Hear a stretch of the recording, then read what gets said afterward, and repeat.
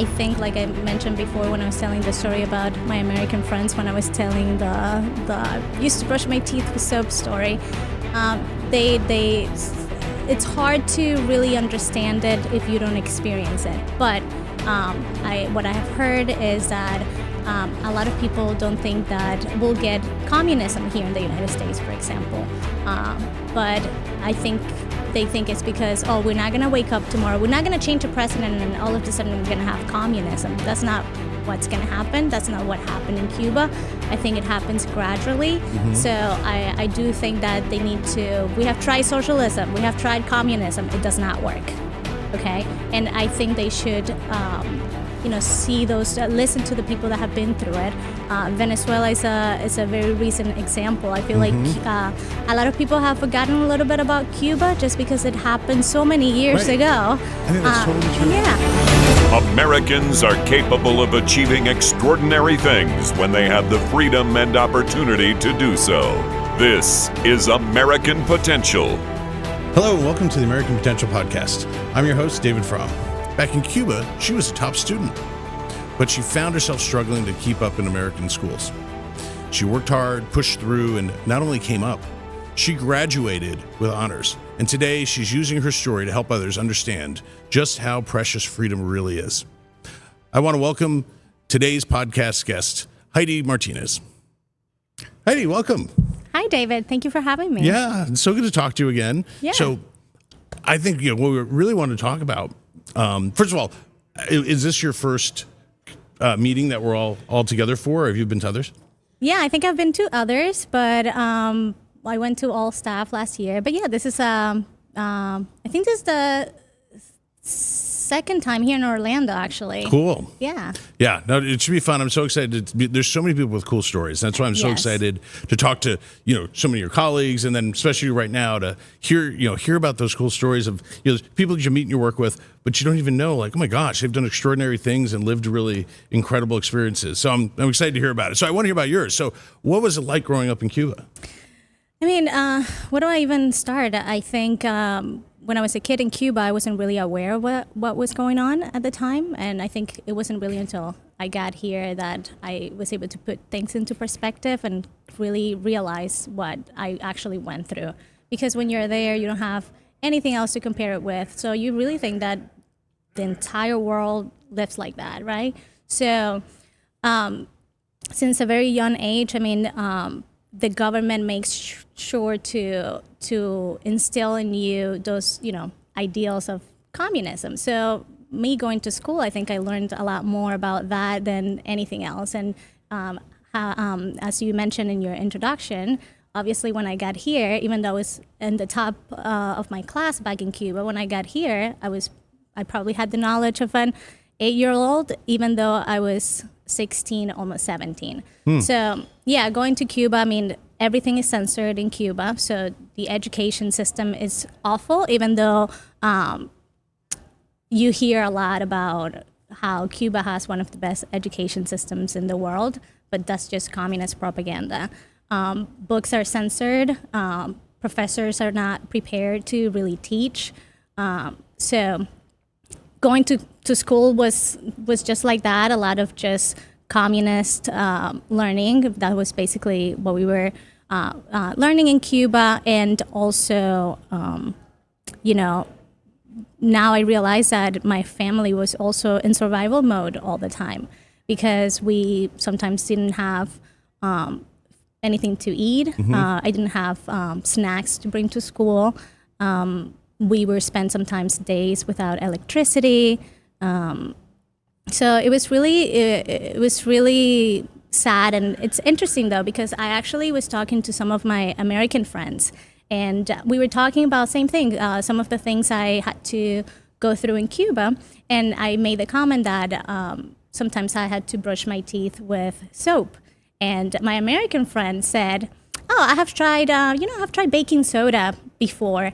And it was so funny to me because he was probably thinking, oh, you were probably trying a new trend on how to get your teeth whiter or something like that. But in reality I was just being forced to brush my teeth with soap because we didn't have toothpaste. Yeah. So it's interesting when you talk to Americans, this is what I went through. they have a hard time relating to that because they haven't been exposed to it. So I feel like they can't really understand it or comprehend it. And I thought that was pretty funny thing that he was like, "Oh, I brush my teeth with baking soda." Yeah. Here in America. Now, yours wasn't by choice. Yeah. I think some kids have been punished by having to wash their mouth with soap for saying naughty words. So it was a lot of that. Sometimes we didn't have toothpaste. Sometimes we didn't have toilet paper. So unfortunately, we had to use the newspaper as toilet paper. So there was a lot of that. Also, just my family trying, like the average salary in Cuba is $25 a month. So that doesn't really last, right? And then we also have the rationing book. So the government gives you a certain amount of eggs and bread and things like that for the month for the entire household, which is, it's sad. So did you find that ration to be insufficient? Oh yeah, absolutely. Even like kids, for example, kids only get milk until they're 7. Once they turn 7, they're not allowed to get milk anymore. And then yes, you can buy it, but it's very expensive. And you can even buy the real milk. You get the powder milk. That's what you can find. Yeah. So it seems to me like if you were a communist, like the promise of a communist ideal state is that we're going to provide for the needs of everyone. And Correct. so you're saying is that really just wasn't the case. It was that was not the case for some of it, but right. And also, and then they had to find a justification for it. So what they had was the embargo, and the reason why we didn't have enough was because the embargo was because of the United States. So that's why people were okay with it, or yeah. So what did you learn about America while you're growing up in Cuba? But just to hate America, pretty much. That's what they teach you in school. America is a horrible country, imperialistic country, and you are supposed to be afraid of it. They're going to come invade at one point. So that's basically what you learned. Yes.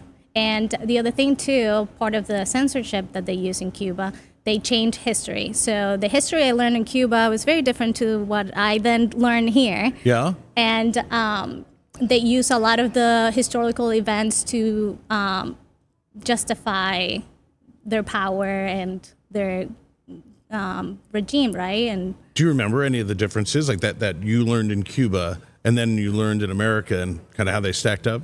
Yeah, one of them is, I don't know if you're familiar, but there's Jose Marti. I don't know if you are familiar with him, but the government of Cuba used Jose Marti as one of their most important figures, and how Jose Marti wanted to, there's a famous phrase that Jose Marti was here in the United States and he knew what it was like, but this was years and years and years ago. How he was here and he knew how imperialistic it was, but I got to learn that Jose Marti wasn't referring to it like that. So the same thing with there were a lot of very important Cuban writers that I never got to know because they were censored in Cuba. And then here I learned a lot about them and what they went through and how a lot of them became political prisoners, and then they finally were able to get here. Yeah. Well, so how did you end up coming to America? Well, my dad was able to come here in 2000, and then he always wanted to bring me with him, but my mom obviously said, you're not allowed to leave until you're at least 15. And he was able to, once I turned 15, to start the process, which sometimes takes a long time and it can be expensive as well. So he started the process, and a couple of years after that, I was able to leave everything behind, including my mom, my grandparents, my friends, everything I knew, and I was able to get here. That's wonderful. And which also was, again, my dad left Cuba when I was a little girl, so I wasn't. When he was here, he was able to, he started a whole new family. He remarried. He had kids. I had never met my siblings before. So it was going to be I was very scared because it's going to be an interesting experience living with my dad and my stepmom at the time. Yeah. So I was able to get here when I was 16, almost 17. I didn't bring anything with me. Didn't know how to speak what English. a tough age to. I mean, I know. You know, the older you are, you're almost fully baked adult. And, I know. Wow. Yeah. I was a teenager, so it's a tough age. I get here with nothing. Didn't know how to speak English. Didn't know anything about the culture or the American values. So that was a very difficult transition. Yeah. What was something that were you most struck by, or what surprised you? Well, everything was very clean. Everything was very bright. A lot of lights. Well, you were in Florida. I mean, it was real. Yes, but you know, coming from Cuba, where sometimes we spend days without electricity, Wow. it was shocking, I guess. Also going to the grocery stores and seeing all the different options and brands and food, and there were so many things that I didn't even know existed before. So I also, when I came from Cuba, I was in Miami. So the cultural shock wasn't as bad just because of that. There are a lot of Cubans in Miami. There's a big Cuban community in Miami. So I think that helped a little with a transition. So I was a senior in high school. A lot of my professors spoke Spanish at the time, and I was able to graduate. And then I started going to college, but I think it wasn't until I actually moved to Palm Beach County that I was really forced to learn English. I think I didn't get to really learn English until I was maybe 19. Yeah. Well, but still, so you come to another country where, you know, you said that you felt like you're 16, but you had the education of an 8th grader. Correct. But you're 16 years old, you graduate from high school, which is like kind of a pretty big feat, barely really speaking English, and then start going to college. I mean, that's pretty remarkable. I mean, it kind of says a lot about like your spirit. That's pretty cool. Thank you. Yeah, I mean, it took a lot of hard work. I had to study a lot. I had really good professors as well. But yeah, I was able to graduate. I graduated with honors, which was incredible too. Nice. Yeah, did me on that one. And I spoke English my whole life. Yeah, so I was able to do that. And then I think I took it very seriously when I did realize that, wow, I don't know a lot about a lot of things. I didn't know a lot about geography or history or economics or anything like that. So I really, study with intention, and I really wanted to learn because, I mean, being able to come to this country and you really can't take that for granted, and that's exactly what I did. And I went to college after that. I actually wanted to go to medical school. I was a pre-med for a while, and then I realized that I was actually very passionate about politics and switched my majors to political science, and here I am now. Well, we're glad you did. So, how'd you, going back to like learning English? I mean, I think a lot of us are pretty darn intimidated by, at the age of 16 being dropped into a new country, new language. Like, how'd you go about figuring that out and learning English? And I love to say, and I apologize if I say something that doesn't make sense, English is not my first language, but I do have to say also, I sound way smarter in Spanish, I promise. Let me translate this one. I think I was really exposed to, when it's really hard to learn a language when you're not exposed to it all the time. Right. So even if I tried to learn English in Cuba, I wouldn't have really worked because of that, because I feel like you really have to be exposed and you have to be kind of forced to learn it. And that's what happened to me. And listening to music in English helped. Watching Grey's Anatomy 10,000 times helped. Watching Friends too helped a lot, and I think that's and then going to obviously college and high school. I had to take ESOL lessons, so all of that really helped. Yeah. Okay. Yeah. Wow. So my understanding is that you sponsored your mom to then come here, which is really pretty fabulous. I mean, what was that like? What did she think when she came here? Because I mean, it's different. I mean, 16 is a long time to be in the country and then come here, but I mean, she spent her lifetime there. Yeah. You know, what was it like through her eyes? Yeah, so actually when I came from Cuba, I was I got my green card, and I was able to go a year after I was here. That was the last time I saw my mom, so I spent 10 years actually without seeing my mom. Mm-hmm. So when I became a citizen in 2018, I was able to start the paperwork. Same process as my dad did with me, I did with my mom. And a few years after that, actually, she was able to come in 2022. And it was very emotional. Like I said, I hadn't seen her in 10 years, and she lives with me now. Oh, and wonderful. Yeah, it's been quite a journey, because I remember her, living with her as a teenager. That wasn't fun. So I was a little concerned that, when she gets here and we start, living together again, is that going to be okay? It's been a long time, but it's been great. We help each other. For her, I mean, the first year was really tough. She was very depressed. She would cry a lot. She talked even sometimes about even going back. And wow. I think that's very telling of, you've been your whole life brainwashed, and you condition yourself to live like that. And you also condition yourself to have, the government makes all the decisions for you. You don't have to really think about anything. Right. Why work, right? If I'm not gonna get anywhere, there's no, it doesn't matter how hard you work in Cuba, you're not gonna be compensated for it. So when you're here, you do have to work. You are gonna be successful if you have a good work ethic. And she struggled with that a little bit at the beginning, and also the language is a big barrier for her. It's easier to learn a new language when you're younger. But she has been able to, after that first year, now she's working. She has 2 jobs. She has a car. She's very happy about it. She's driving. She never thought for a million years that she was going to drive and own a car. Yeah. So my sister is here with us too. So it's been very, very amazing to have her and go through that journey with her. I mean, same experience, I guess, with me, taking her to Publix for the first time. She was crying, and also a few days after that, she said, "Please don't take me back because I get overwhelmed. Too many options. I don't know what to buy, what to do. You take care of that. I don't want to do it." Now she goes by herself. Yeah. So it's pretty incredible.